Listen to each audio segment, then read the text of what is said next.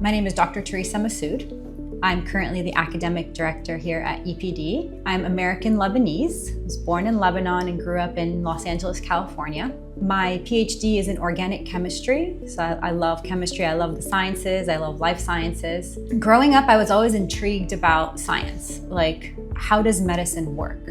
I take medicine, I feel better, why? I loved medicine. I wanted to be a doctor, but there were certain things I couldn't handle as a doctor. I didn't want to, look at blood, and if I wanted to be a pediatrician, but if a baby was ill, I would cry with the baby. So I decided when I was in high school, actually, I fell in love with chemistry. So I decided I wanted to pursue my PhD in chemistry and do the next best thing to medicine, which is working with medicinal drugs. I did my undergraduate at Dalhousie University in Halifax, Nova Scotia in Canada, and my master's and PhD at the University of California, Riverside. Joining EPD was a no-brainer. Arsalan, the campus director, he reached out to me. We'd been working together previously for about 12 years ago now, almost 13 years ago. We worked together at the same institution. I was fresh grad, brand new faculty, and he was working on recruitment and marketing. And 12 years later, he reached out to me and said, I've got this idea in mind. I've got a project. We both have a passion for education, coupled with my passion for medicine, life sciences, pre-medical sciences. So when he reached out to me, I said, yes, absolutely. This is exactly what I want to do, is to create a program that could get these bright minds to whatever life science career they want, whatever they want to pursue. When I was pursuing my graduate degrees, I obviously did research in a scientific lab. I got a lot of hands-on experience. My project was designing and synthesizing drugs for diabetes and Alzheimer's disease. That was my focus, was diabetes and Alzheimer's. And I find when you're teaching in the classroom, students are going to be interested in whatever you're interested in. So when I discuss my research, when I discuss actual science in a laboratory, their ears open wide up. They're so interested. So the skills, techniques that I picked up in grad school, as far as research is concerned, when I discuss all of that in the classroom, students love hearing those stories, and it makes them more interested in the theoretical aspect of science. And so I find that really teaching is a skill. It's not just a matter of reciting what's in a textbook. It truly is, you have to have a passion for it. You have to have a certain way of getting to the student. Not everybody can understand in a certain way, so you need to adapt your teaching style so everybody in the classroom can understand, regardless of what their educational background is, what their learning style is. You have to adapt to it. And when you do that, and students can actually understand from you, then sky's the limit for them. So I love being able to find a way to get through to them, and I call it the light bulb moment, or their aha moment, where their light bulb goes off. Yes, I get it, I understand. That is so rewarding for me. I've only ever been a professor at universities, and I've worked at UCLA. I was a faculty member at UCLA, at Cal State in Los Angeles. I've worked at universities here in Dubai, and what sets us apart is the attention we give our students, really. At universities, especially in US universities, I've taught classes that had over 200 students before. And do you think I knew their names? I may have known maybe a handful of them who came regularly to my office hours. Otherwise, students at these large institutions were really just a number. There's no dedicated one-on-one time or personalized instruction to cater to their academic backgrounds. Whereas here, we're small, intentionally small. We keep our classroom sizes small, especially in science. Everybody knows science is difficult. So we intentionally keep our classroom sizes small so our instructors have that one-on-one time. Our ratio is 1 faculty per 10 students max for life sciences. And so that really helps students, the faculty gets to know the students. Not only do they know their name, they know their full academic background, their full history. So if a student says, well, I learn better by seeing it, we bring a demonstration and we show them. If a student says, I learn better by just reading the textbook, here's your textbook. So we cater to each student's learning style, and I love that here. I researched with NASA's Jet Propulsion Laboratory in the US. So we have research on some climate chemistry and what we call atmospheric rivers, and we studied atmospheric rivers here in the Middle East. So I published a paper with them about atmospheric rivers in the Middle East, and we found that actually rain is gonna, this is kind of a side note, nothing to do with education, but rain is gonna increase in the UAE by 50% by 2050. So we did discover that. And then recently, if you'll remember that big storm we had in April 2024, so we just discovered that that was caused by an atmospheric river, whereas previously they didn't think that was the case. So when I discuss these things with my students, again, they find, okay, we can take research and it could be not just something that you read about, not just in a textbook or a scientific article. It's real, it's out there, it's practical. And so it really motivates them to do their own research, which really helps out in our course, Investigating Life Sciences, or Investigations in Life Sciences. So that course, students take on a full research project. And when they see the instructor, like such as, the research that I've done, they can see the publication, they say, okay, that's something we can achieve as well. And we saw some brilliant projects, some brilliant research done by our students here. The key is communication and listening. So we've got some really great faculty. And obviously, I'm not an expert in business or IT, or I'm a life science person. So any decision I were to make regarding those programs, I have to take the expertise of the faculty in those programs.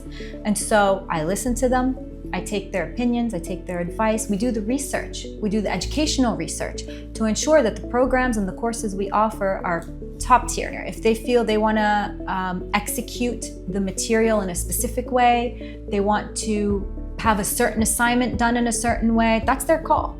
As long as, obviously, we've got accreditation guidelines we have to meet, as long as those are met, as long as learning outcomes are met, faculty have free range to do with their courses as they see fit. Faculty, in addition to, of course, lecturing and providing the course materials and course content, they're always there to provide additional assistance. So not everybody is going to understand at the same pace or learn at the same pace. So faculty offer extra hours, extra tutorial sessions to make sure that everybody's understanding the content or their course materials. And then once they leave here, they're equipped with whatever tools they need to study at home and be able to, because really, learning, of course, is learning in the classroom, but the large element of learning is also learning at home to make sure that you understand it when you're on your own. And they have full access to faculty through emails, through online meetings. If they are at home, don't understand something, they have access to faculty to be able to ask for help. We cannot avoid AI. AI is unavoidable. And when used ethically, right, proper use of AI is super helpful because we have access to things that, for example, when I was in university, I didn't have access to. Of course, I had the internet. That's it. It was capped at the internet. Prior to that, what did we have? Libraries and encyclopedias. So technology is advancing. Education has to advance with it. If a student comes and tells me, I did my research using AI, here are my sources, this is what I discovered, I'm going to put it into my own words into my paper, great, that's exactly how we want you to use AI. But if you're going to, prompt it with, give me a paper about this, this, and this, no, that's not ethically using AI. So I'll give you an example. In our Investigations in Life Sciences course, students have a big project. It's a semester-long project. And at the end of it, they have to write a full research report and have a poster presentation. One student had a project that talked about specific proteins, but those proteins, we don't know what their structure is. They've never really been identified. So her and I used AI together ethically to come up with a structure, an image for these proteins. It was incredible. And it set her research apart from everybody else because she had something novel, brand new that wasn't done before. So ethical use of AI, we highly encourage it in today's educational world. I remember we had an event that parents attended, and I was talking with parents, and the student was there. And the student had trouble. They had bounced around from a couple of institutions. They weren't happy. And the parent was apprehensive. She said, okay, we're gonna give EPD a try because I think you guys fit exactly what he needs, but they've had so much unsuccessful attempts prior to provide him that education that they were really apprehensive. So they joined one of our level 3 programs, and this event was towards the end of that program. And she said to me, for the next level, level 4, I want my child to enroll, because we were so happy with the outcome, with how happy he was, not only educationally or his academics, but socially. He made friends. He became part of a family, really. We call it the EPD family, and the parents were so happy. She said to me, if you do level 4, 5, 6, 7, all the way to infinity, we will join. And so I'm very, very happy about that. There's quite a bit of things we do, actually. We take students on field trips. So I took students, after we had a discussion about my sustainability project, there was a summit, a sustainability summit that was offered by the Sea Institute here in Dubai. And so I took my students to that, and they got to see how education fits in with environmental sustainability.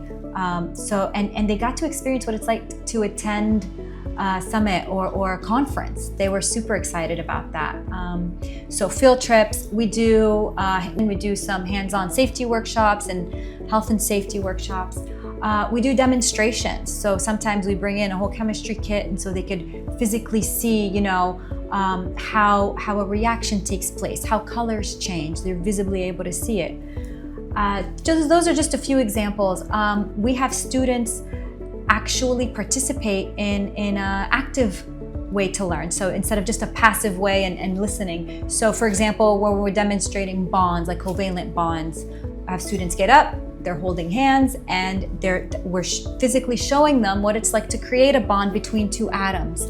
So all different kinds of ways to demonstrate the practical aspect, the hands-on aspect to learning. Also at EPD, as I mentioned previously, it's not just about the education in the classroom. We go beyond that. We train students how to be independent outside the classroom, how to be lifelong learners outside the classroom. And so we have industry leaders come in, they give talks, they give demonstrations, and they have even one-on-one time with students on what their path was like to get to their career.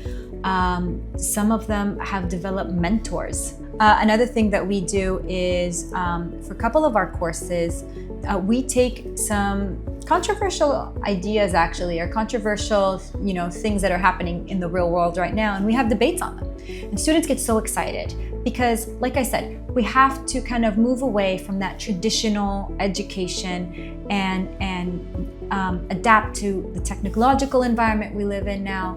Education has to adapt with it. So we take some of the lessons that we've learned in class, talk about, okay, maybe this is something that is controversial in the real world right now. We have debates, we have the pros and we have the cons, and sometimes it gets really heated. We've got staff coming in, hey, what's going on in here? So it gets so exciting, really. It's very interesting. The best piece of advice I can give students is to just follow your passions. Because if you do something, you say, well, this is gonna make me the most money, but you end up not being passionate about it, or you find that, it's boring, you're not gonna love your job. Like, I love my job because I'm passionate about education. You want to go down a career path that you're passionate about. And that's the best advice I can give to a student.